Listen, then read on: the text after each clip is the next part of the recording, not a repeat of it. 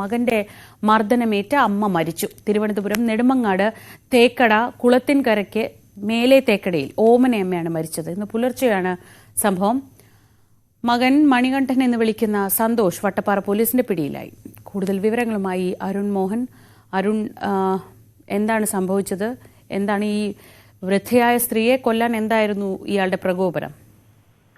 ശ്രീജ, വളരെ സങ്കടകരമായ ഒരു പ്രഭാതം തന്നെയാണ്. കാരണം ഇന്നലെ 3 വയസ്സുകാരിയായ കല്യാണി എന്ന ഒരു കുഞ്ഞിനെ അമ്മ കൊലപ്പെടുത്തിയെങ്കിൽ ഇന്ന് 80 വയസ്സുകാരിയായ ഓമന അമ്മ എന്ന നെടുമങ്ങാടുകാരിയായ ഓമന അമ്മയെ മകൻ ചവിട്ടിക്കൊന്നു എന്നുള്ള ഏറെ ദുഃഖകരമായ ഒരു വാർത്തയാണ് ഈ വാർത്താ പ്രഭാതത്തിൽ നമുക്ക് പങ്കുവയ്ക്കാനുള്ളത്.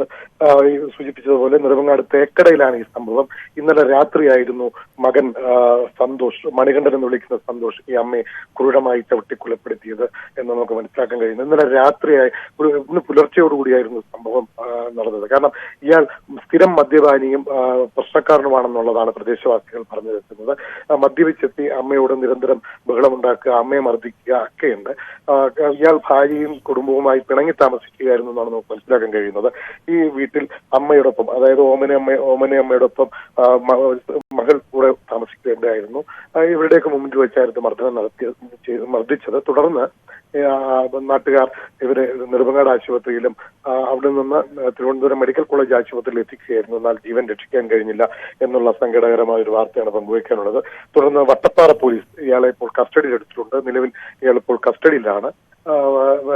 തുടർ നടപടികൾക്ക് ശേഷം ഇയാൾക്ക് അറസ്റ്റ് ഉൾപ്പെടെയുള്ള രേഖപ്പെടുത്തുമെന്നുള്ളതാണ് പോലീസ് പറയുന്നത്. പോസ്റ്റ്മോർട്ടത്തിന് ശേഷം അമ്മയുടെ മൃതദേഹം ബന്ധുക്കൾക്ക് വിട്ടുനൽകും. ശ്രീജ, ശരി. അരുൺ മോഹനാണ് വിവരങ്ങൾ നൽകിയത്. IPL